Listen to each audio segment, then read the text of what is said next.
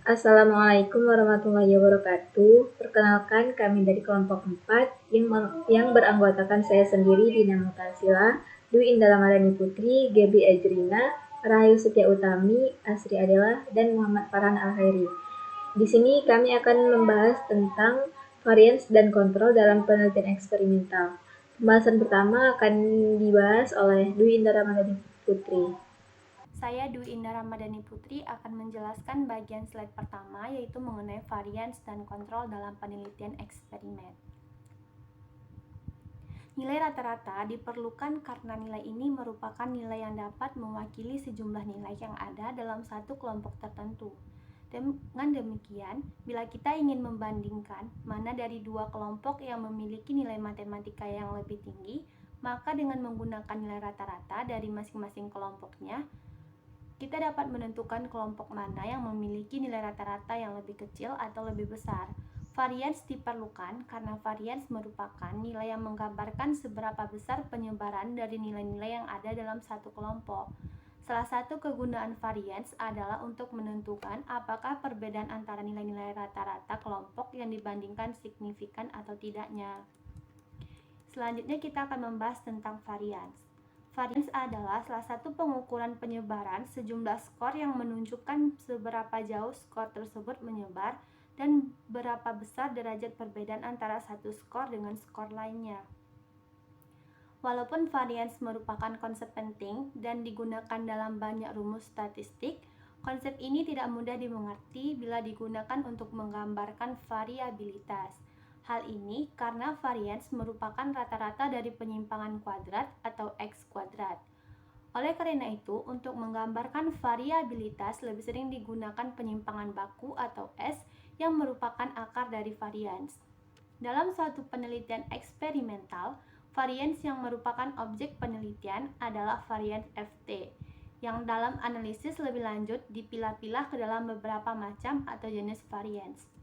Selanjutnya kita akan membahas tentang beberapa jenis varians.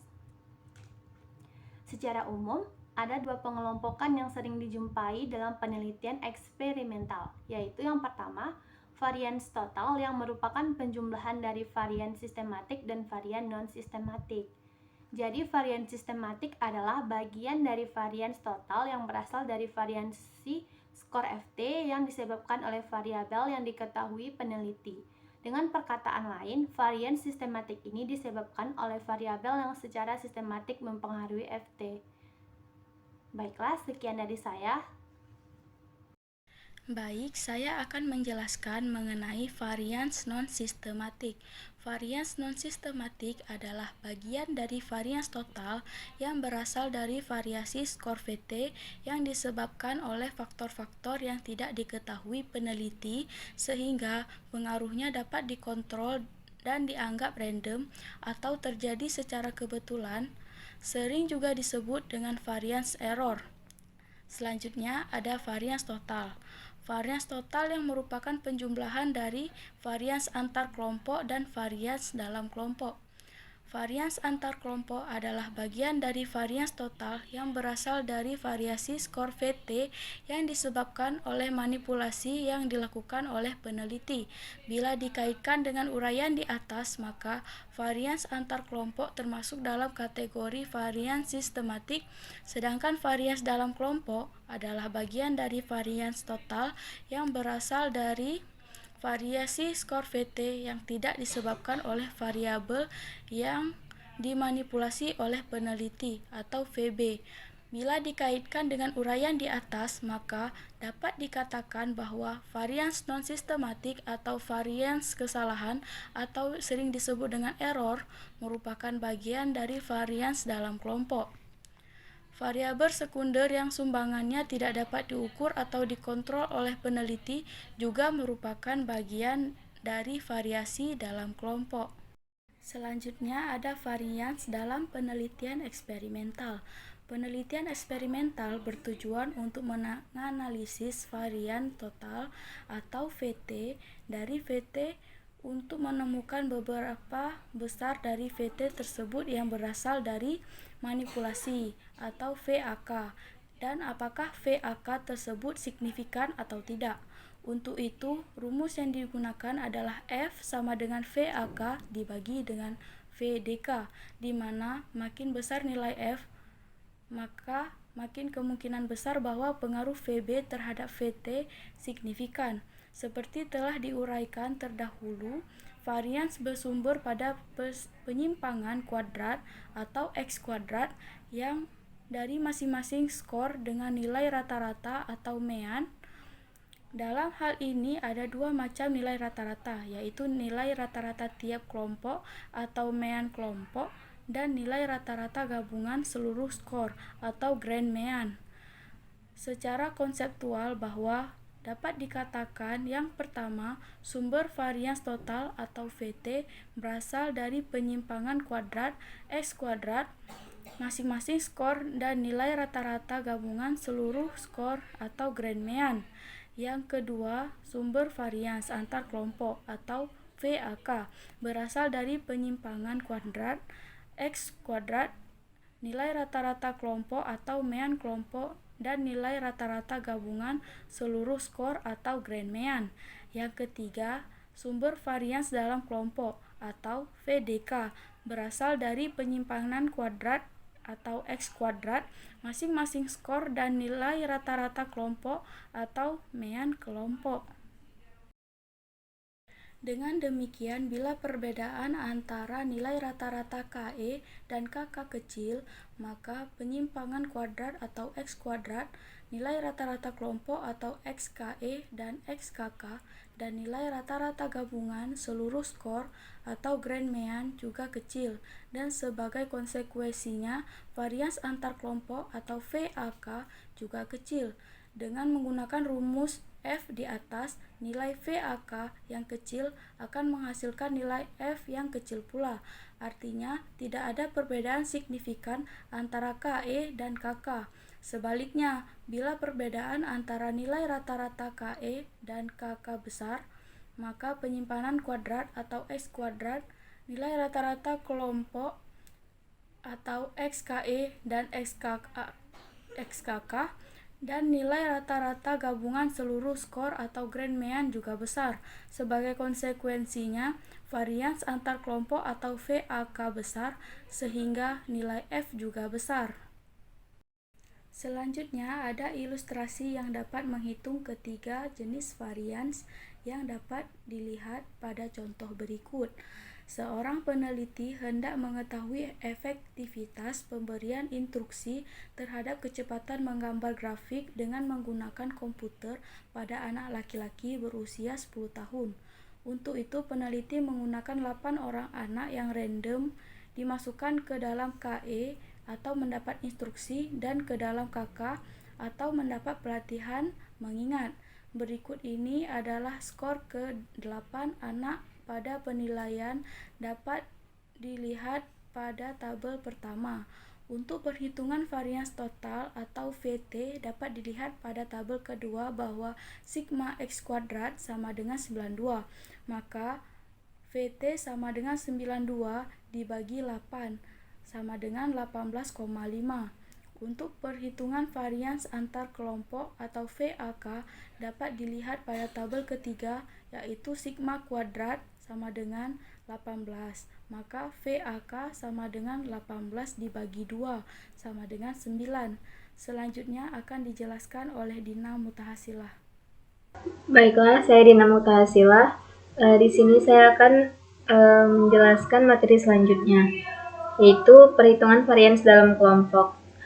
Jadi dari tabel ini, untuk hasil sigma X kuadrat dari KE itu sama dengan 10, dan untuk KK sigma X kuadratnya 10. Jadi KE sama dengan V KE adalah 10/4, hasilnya itu 2,5, dan untuk KK V KK sama dengan 10/4, hasilnya 2,5. Varians dalam kelompok ini adalah rata-ratanya V KE dan V KK, yaitu 2,5 ditambah 2,5 per 2, jadi hasilnya itu 2,5. Dari perhitungan ketiga jenis varians, dengan menggunakan sumber variansnya masing-masing, dapat ditunjukkan bahwa VT sama dengan VAK ditambah VDK, yaitu 11,5 sama dengan 9 tambah 2,5. Dengan menggunakan rumus F, di atas diperoleh nilai F sama dengan VAK per VDK sama dengan 9,9 per 2,5 dan hasilnya itu 3,6.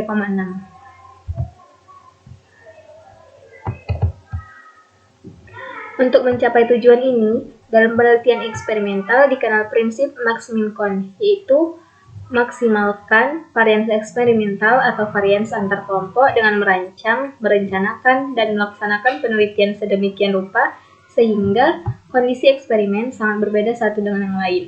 Yang kedua, minimalkan varians kesalahan atau varians dalam kelompok. Dan yang terakhir itu kontrol. Kontrol dilakukan terhadap variabel sekunder atau VS yang mungkin berpengaruh terhadap VT.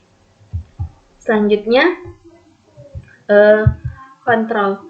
Kontrol merupakan salah satu ciri penelitian ilmiah. Dibandingkan dengan jenis penelitian yang lain, penelitian eksperimental ini memiliki kontrol yang paling kuat. Secara umum, ada 6 teknik kontrol VS dalam penelitian eksperimental, yaitu randomisasi, eliminasi, konstansi, VS dijadikan VD kedua, kontrol statistik, dan counterbalancing. Yang pertama itu randomisasi. Randomisasi atau random assignment adalah prosedur memasukkan secara acak subjek pada sampel penelitian ke dalam setiap kelompok penelitian, sehingga KK dan KE dapat diasumsikan setara sebelum manipulasi dilakukan. Selanjutnya akan dilanjutkan oleh Asri Adela. Eliminasi telah dikemukakan sebelumnya bahwa pengaruh VS harus dihilangkan dari VT. Cara yang langsung dipikirkan untuk mewujudkan hal tersebut adalah dengan menghilangkan atau mentiadakan VS tersebut saat merancang penelitian. Teknik kontrol dengan meniadakan VS ini disebut sebagai eliminasi. Misalnya, pada penelitian pengaruh musik klasik terhadap rekaman dapat dikontrol dengan eliminasi, yaitu dengan menggunakan ruang suara. Konstansi. Menurut MC Guidan 1990, teknik konstansi disebut juga teknik balancing. Teknik konstansi sebagai salah satu teknik kontrol yang digunakan untuk menghilangkan pengaruh VS terhadap VT, tetapi berarti VS tersebut tidak ada dalam penelitian. Pada penelitian eksperimen berdesain antara subjek maupun berdesain dalam subjek.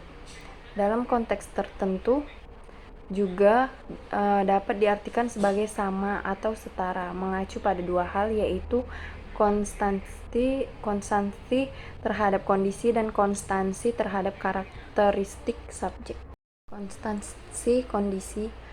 Agar perbedaan VT dan KK pada KK bukan disebabkan oleh perbedaan kondisi atau selain FB, maka kondisi pada kedua kelompok tersebut harus sama. Misalnya, setelah pemberian metode pengajaran pada kelompok siswa yang berbeda, sekelompok siswa yang diberikan pembelajaran ceramah memiliki nilai laporan yang lebih tinggi dibandingkan dengan kelompok siswa yang diberikan metode pelajaran diskusi. Setelah penelitian dilakukan, disadari bahwa suhu ruang kelas pada metode belajar lebih dari dingin dibandingkan metode belajar diskusi.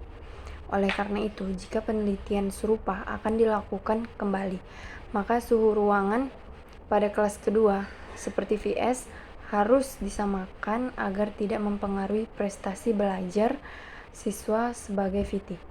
Teknik konstansi ini dapat digunakan apabila teknik eliminasi tidak dapat dilakukan.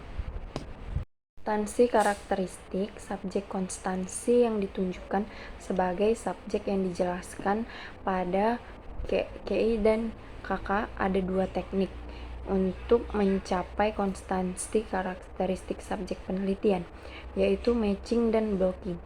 Pencocokan dilakukan dengan mengurutkan nilai atau skor pada suatu karakteristik sebagai versus untuk setiap subjek.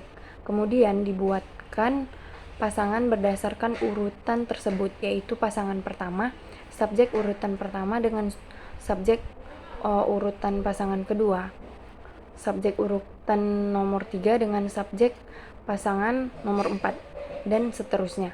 Dan dari setiap pasangan tersebut, secara acak kita memasukkan salah satu subjek ke dalam QE dan satu lagi ke dalam KK. Jadi setelah dilakukan percocokan, dilakukan juga pengacakan ketika memasukkan subjek ke dalam setiap kelompok penelitian untuk mencari variabel yang sekunder. Akan menjelaskan slide selanjutnya. Jadi yang kedua itu ada matching. Matching hanya dapat dilakukan apabila melibatkan dua kelompok penelitian eksperimental. Syarat sesuai dengan langkah-langkah yang dilakukannya matching, yang melibatkan pasangan yang terdiri dari dua orang subjek yang memiliki urutan skor VS yang berdekatan. Bila konstansi dengan matching tidak dapat dilakukan karena tidak dapat memenuhi syarat, maka teknik konstansi lain dapat dilakukan seperti teknik blocking. Blocking memiliki prosedur konstansi yang berbeda dengan matching. Blocking menyetarakan kelompok penelitian yang terlibat dengan menyamakan jumlah subjek yang memiliki kategori VS yang sama setiap kelompok. Blocking tidak membutuhkan skor atau nilai VS dari setiap subjek, melainkan hanya kategorisasi dari VS, misalnya intelijensi.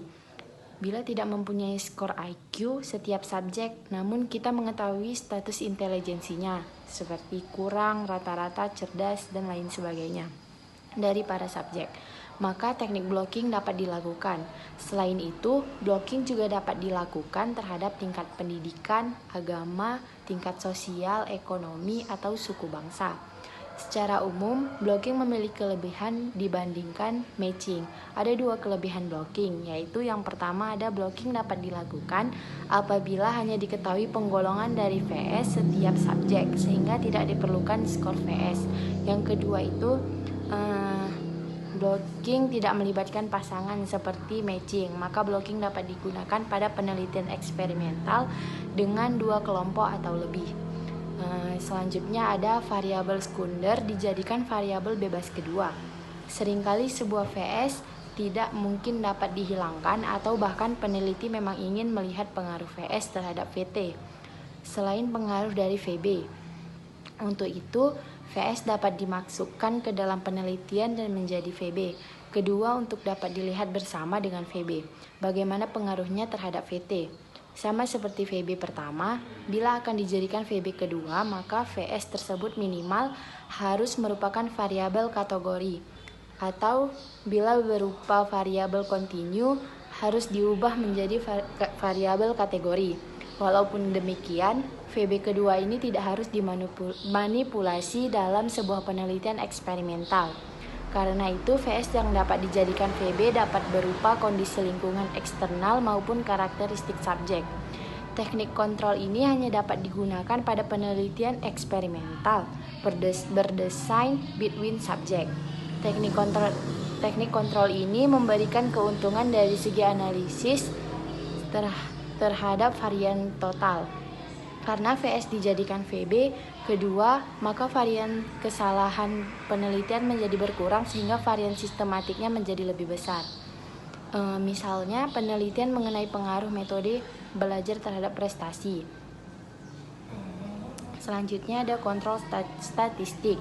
Teknik kontrol statistik ini berbeda dengan teknik kontrol lain. Sebagaimana telah dibicarakan sebelumnya, teknik kontrol ini tidak dapat melibatkan suatu atau beberapa prosedur tertentu. Teknik kontrol ini melibatkan suatu atau beberapa prosedur tertentu seperti pada teknik kontrol yang lain. Dalam teknik ini, VS sudah mempengaruhi VB terlebih dahulu, kemudian baru dikontrol secara statistik, yaitu dengan mengeluarkan pengaruh VS dan VT dengan menggunakan perhitungan statistik. Rumus statistik yang digunakan adalah analisis konvarian. Konvarian atau disingkat ONVK. Syarat dilakukan kontrol secara statistik adalah VS harus merupakan variabel kontinu dan skor atau nilai VS dari setiap subjek penelitian dapat diketahui. Yang terakhir ada counterbalancing. Counterbalancing ini digunakan untuk mengontrol efek urutan yang timbul akibat pemberian beberapa perlakuan pada masing-masing subjek penelitian. Oleh karena itu, teknik kontrol ini hanya digunakan penelitian eksperimental berdesain within subject. Perkenalkan, nama saya Muhammad Farhan Kheri. Saya akan melanjutkan presentasi berikutnya. Jadi, intra-subject counterbalancing.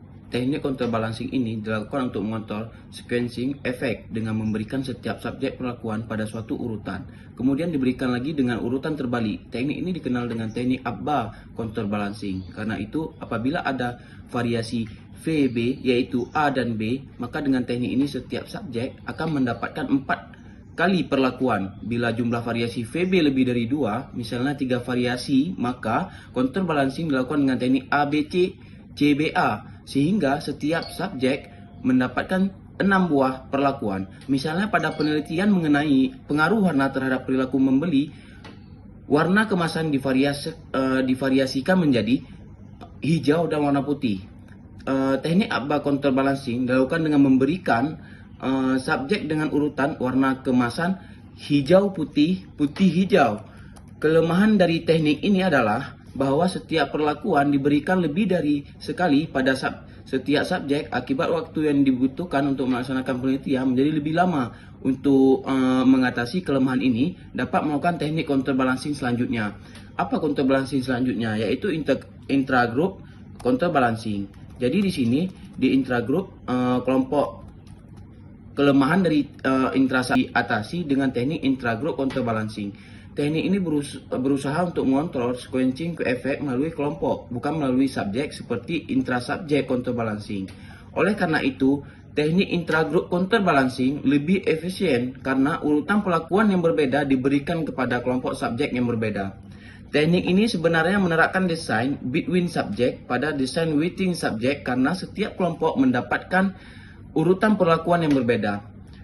Teknik ini lebih efisien dibandingkan teknik sebelumnya, apalagi bila jumlah variasi VB lebih dari 2 buah karena subjek hanya diberikan perlakuan sejumlah variasi VB yang ada.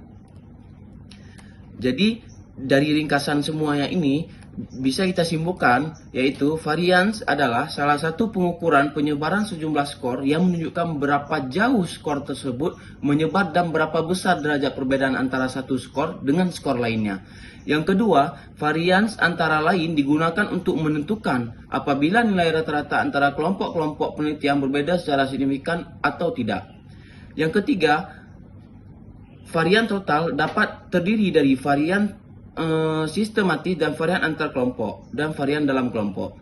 Yang keempat, varian sistematik adalah varian yang disebabkan oleh variabel yang diketahui peneliti, sedangkan varian non-sistematik disebabkan oleh faktor-faktor terjadi secara kebetulan dan tidak diketahui peneliti. Yang kelima, kesimpulannya, varians antar kelompok disebabkan oleh manipulasi yang dilakukan peneliti, sehingga disebut juga varian sistematik.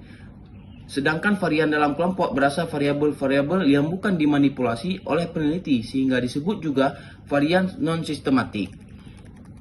Jadi, yang keenam, ada tujuan utama penelitian eksperimental adalah menerapkan prinsip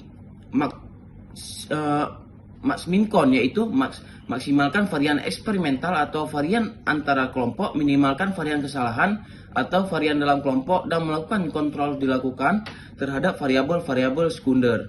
Dan yang terakhir, teknik-teknik kontrol yang umum digunakan dalam penelitian eksperimental adalah randomisasi, eliminasi, konstansi menjadi VS sebagai VB kedua, kontrol statistik, dan counterbalancing. Baik, terima kasih dari saya. Sekian dari kami, kurang lebihnya kami mohon maaf. Wassalamualaikum warahmatullahi wabarakatuh.